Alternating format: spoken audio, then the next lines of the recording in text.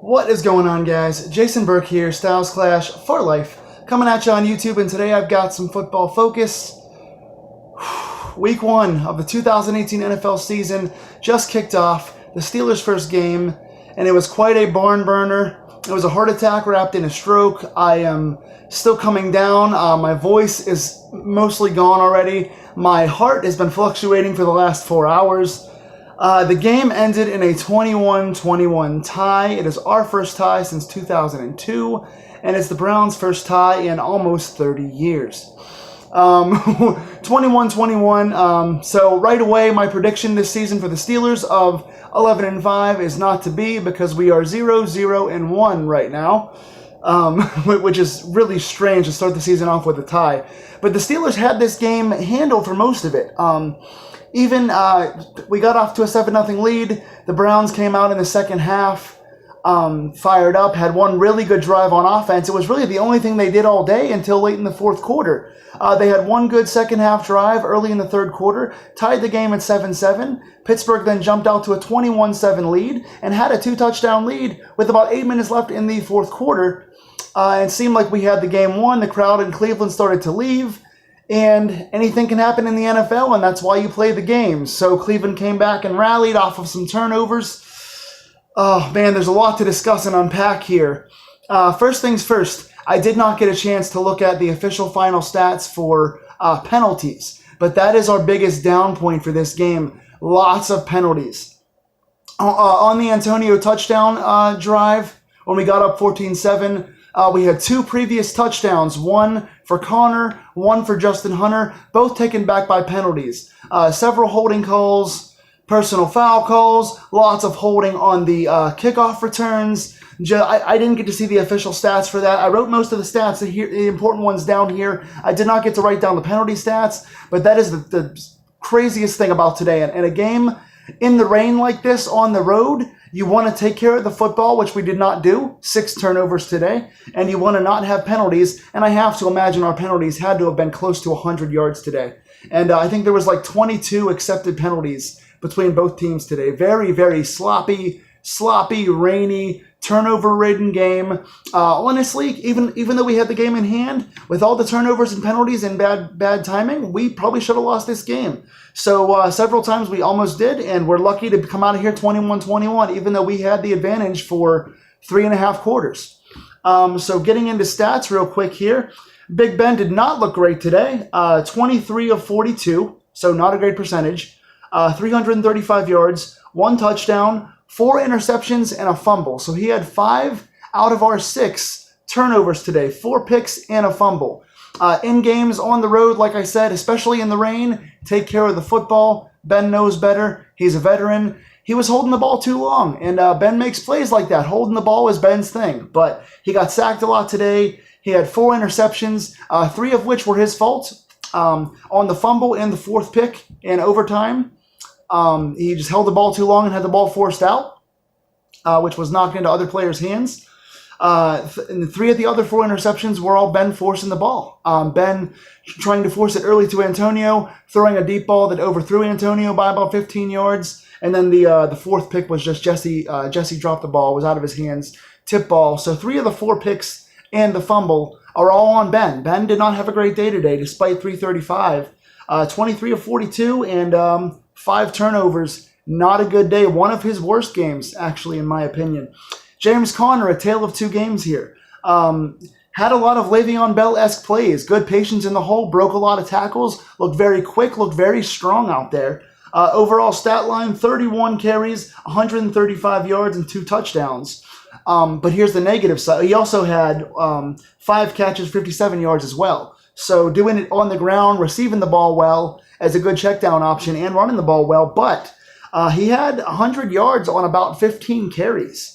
In the late third quarter, he was there. So the fact that he had about 16 carries for about 35 yards from the fourth quarter through overtime is not very impressive. So he had 3/4 of a very, very good game, but then a very rough fourth quarter running the ball and had a fumble that cost us a touchdown. So he fumbled the ball in the fourth quarter, which then led to a Cleveland touchdown. And then the next play on offense for us, Ben fumbled the ball, leading to a Cleveland touchdown. So that 21-7 off 2 turnovers led to 21-21, and that is what cost us ultimately the tie. So Connor did play very well, 2 good touchdowns, caught the ball well, ran the ball well for 3/4 of the game, but really slowed down hard in the last 2 quarters and did have a costly turnover. So I like what he did. Very strong overall game, but he has some things to work on still.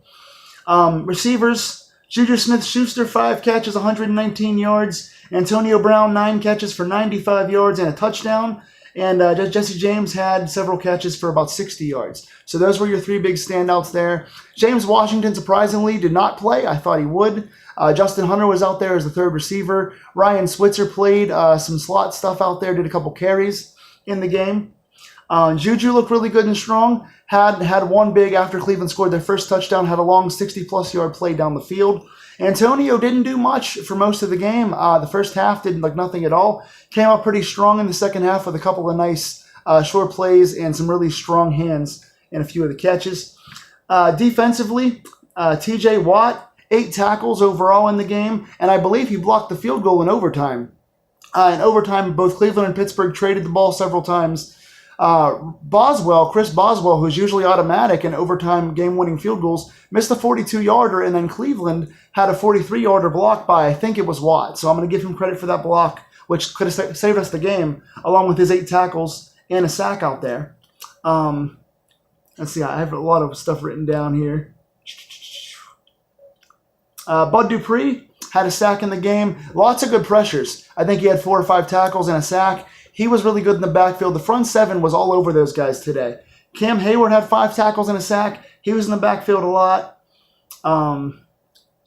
What else do I have here? I don't know what this says. John Bostic played pretty well today, 4 tackles and a sack. He was in the backfield. I think all 4 linebackers and all 3 guys in the line, the whole front 7, lots of good plays in the backfield. 4+ tackles for a lot of those guys.